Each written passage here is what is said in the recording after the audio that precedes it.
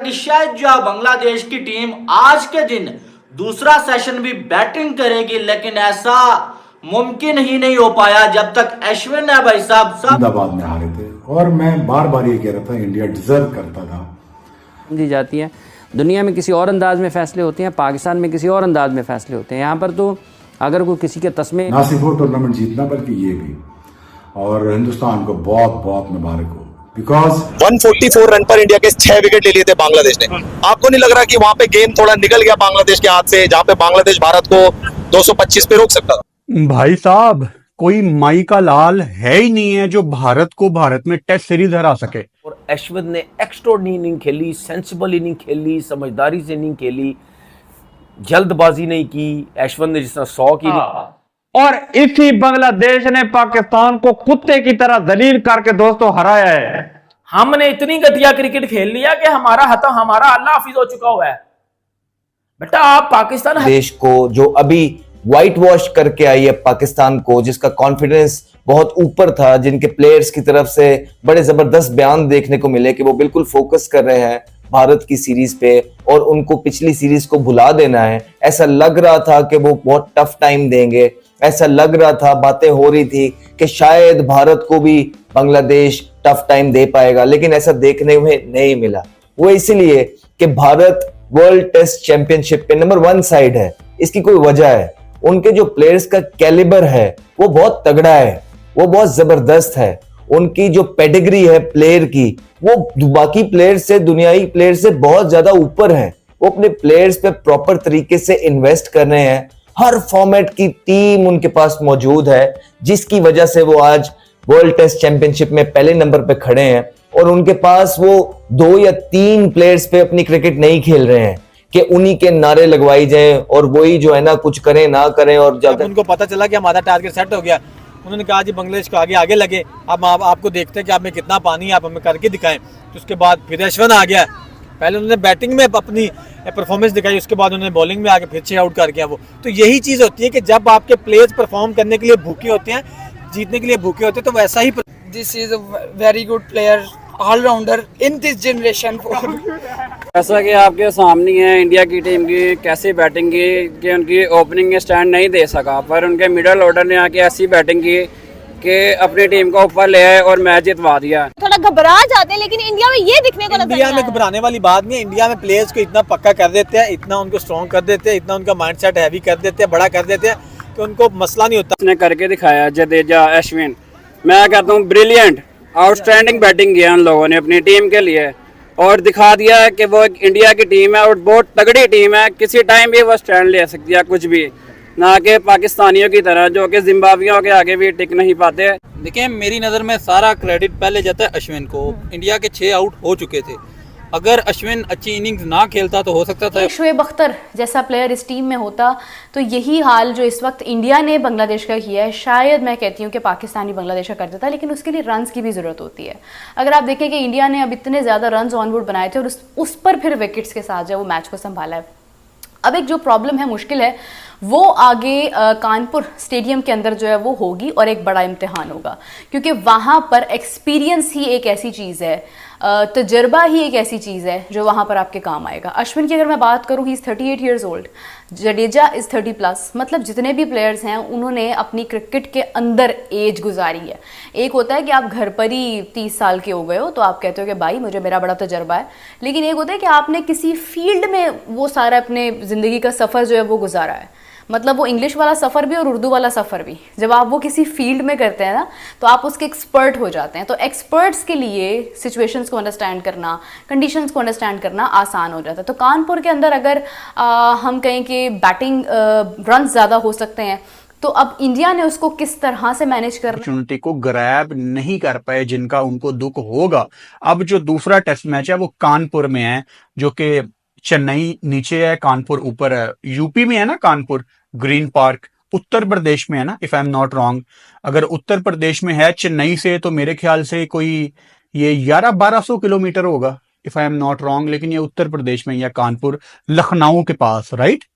अगर ये लखनऊ के पास है, अच्छा कानपुर में एयरपोर्ट है, आई एम नॉट श्योर, होना तो चाहिए। India is a big country after all, होना चाहिए कानपुर में एयरपोर्ट, लेकिन जो मुझे इंडिया का मैप मेरे जहन में आता है, लखनऊ पास है और लखनऊ से कानपुर ज्यादा दूर नहीं होगा, मेरे ख्याल से 2-2.5 घंटे की ड्राइव होगी।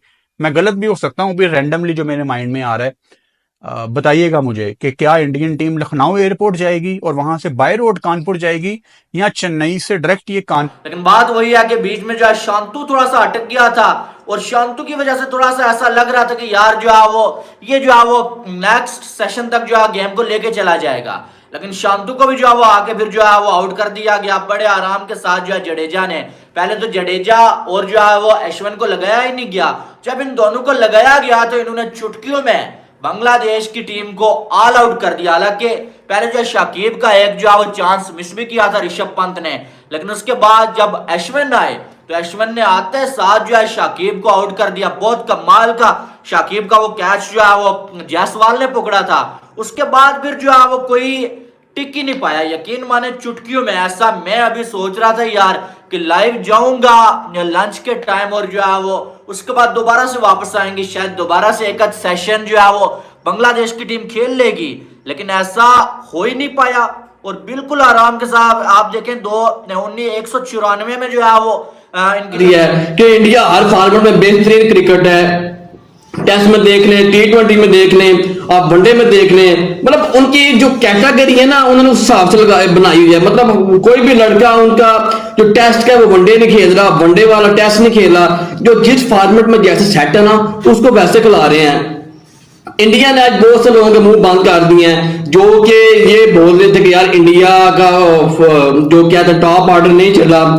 मतलब इंडिया ने इन लोगों के मुंह बंद कर दिए कि भाई अगर हमारा टॉप ऑर्डर नहीं ना चला तो बाकी फॉर्मेट में हम इनको पकड़ना जानते हैं। मतलब इनको अगर बैटिंग थोड़ी फ्लॉप हुई है तो बालों ने इनको पकड़ा है, अगर बॉलिंग थोड़ी फ्लॉप होगी तो बैटर पकड़ेंगे। मतलब हर तरफ से इंडिया 100% देता है। उसके बाद देखें इस जो पहले टेस्ट का जिसको मैं मैन ऑफ द मैच समझता हूँ ना वो मैं अश्विन को समझता हूँ। उसकी सबसे बड़ी वजह ये है कि इस लड़के ने जो पहली इनिंग्स में उसमें टॉप ऑर्डर फेल हुआ और इस लड़के ने सेंचुरी की।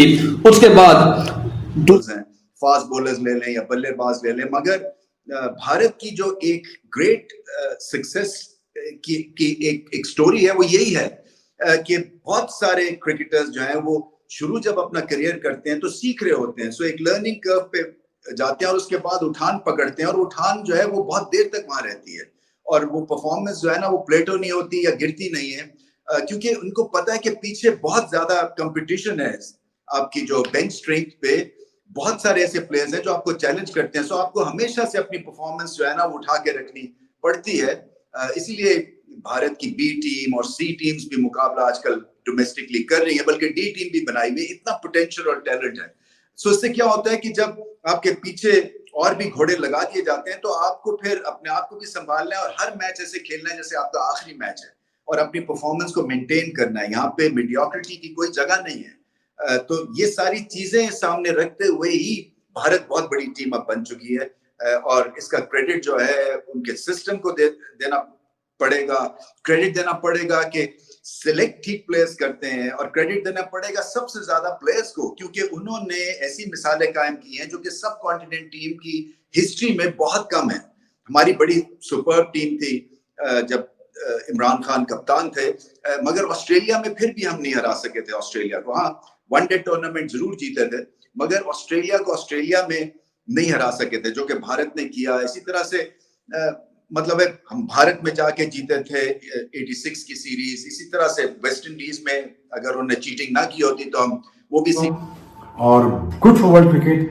और रीजन वह है कि मैं ये बिलीव करता था, मैं यकीन रखता था, पहले भी करता था कि हिंदुस्तान पहला वर्ल्ड कप जो पिछले साल हुआ 7-8 महीने पहले, ये गलत हार है, ये बनता नहीं था। मेरी पहली वीडियोस भी आप देख लें तो मैं इसमें यही कह रहा था, अभी भी मैं यही कह रहा था कि डिजर्व जो करता है वो रोहित शर्मा करता था। रोहित शर्मा, मैंने नए बॉल्स के अलावा बात की थी क्योंकि मुझे पता था कि इंडिया में नया बॉल ही अगर हुआ तो हुआ, उसके बाद पुराने बॉल से कुछ भी नहीं होता। अगर आपको रिवर्स स्विंग करनी आती है तो आप मुश्किल में कहीं डालेंगे। रिवर्स स्विंग में भी आप 2-4 ओवर करते हो, उसके बाद आपको कप्तान हटा देता है, उसके अलावा क्या करेंगे? क्या किया आज? नो डाउट, इसमें कोई शक नहीं है, जडेजा और अश्विन ने एक्स्ट्राऑर्डिनरी इनिंग खेली, सेंसिबल इनिंग खेली, समझदारी से इनिंग खेली। जल्दबाजी नहीं की। ऐशवर्थ ने जिस तरह 100 की इनिंग खेली, जडेजा भी 100 की तरफ जा रहा है। कॉम्बिनेशन दोनों का बहुत अच्छा था। एक तो राइट और लेफ्ट का जो चल रहा था वो भी बॉलर को मुश्किल डालता है, लेकिन बॉल ब्रेक नहीं हो रहा था ना। फास्ट बॉलर का पुराना बॉल हो रहा था, उसका पूरा एडवांटेज उठाया है। फ्लाई कर रहा था बॉल, कैरी कर रहा था, लेकिन कैरी से कोई बैट्समैन नहीं डरता जिसको खेलना आता है। हमेशा बैट्समैन डरता है जब उसको विद इन स्टंप बॉलिंग की जाती है और वहां से बॉल स्विंग सीम हो रहा हो, वो प्रॉब्लम में होता है। 146 पे जब 6 आउट थे ना, यही पाकिस्तान जैसी थकी हुई थर्ड क्लास पिच बनी हुई होती ना, 200-250 पे उस पे भी इंडिया ने टीम आउट हो जाना था। लेकिन इस पिच की वजह से जडेजा और ऐशवर्थ, जो कि खेलने भी अच्छा और खेलते भी अच्छा है, लेकिन इस पिच की वजह से उन्होंने फायदा उठाया कि गेंद कुछ भी नहीं हो रहा था, बल्ले पे बॉल बड़ा अच्छा आ रहा था, खुला, वो जहां शॉट मिलती थी वहां वो शॉट खेलते थे।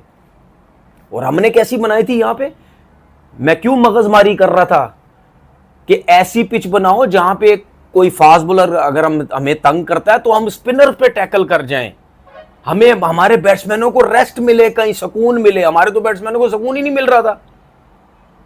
पिचेस जैसी मर्जी फ्लैट हो, लेकिन प्रेशर इतना होगा कि बड़े बड़े बल्लेबाज फेल हो सकते हैं। याद है वो लास्ट टाइम जब इंडिया पाकिस्तान खेला था, इरफान पठान की हैट्रिक आई थी पहले ओवर के अंदर, उसके बाद पाकिस्तान ने 500 मार दिया था।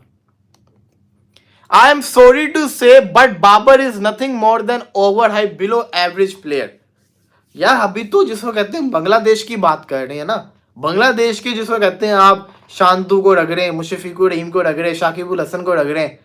अच्छा जी, शाकिबुल हसन साहब की उंगली स्वेल है, तभी वो बॉलिंग नहीं कर पा रहा, बैटिंग नहीं कर पा रहा, तो तू खेल क्यों रहा है? बहानेबाजियां सुन लो। 2 मैच पाकिस्तान के अगेंस्ट खेल लिए, ये मैच इनके अगेंस्ट खेल लिया। जब ये मैच हारने लगे तो मेरी उंगली स्वेल है और मेरे से तो कहते हैं ना बैटिंग भी नहीं सही तरीके से हो रही। भाई जब तुम इंजर्ड हो तो तुम क्यों खेल रहे हो?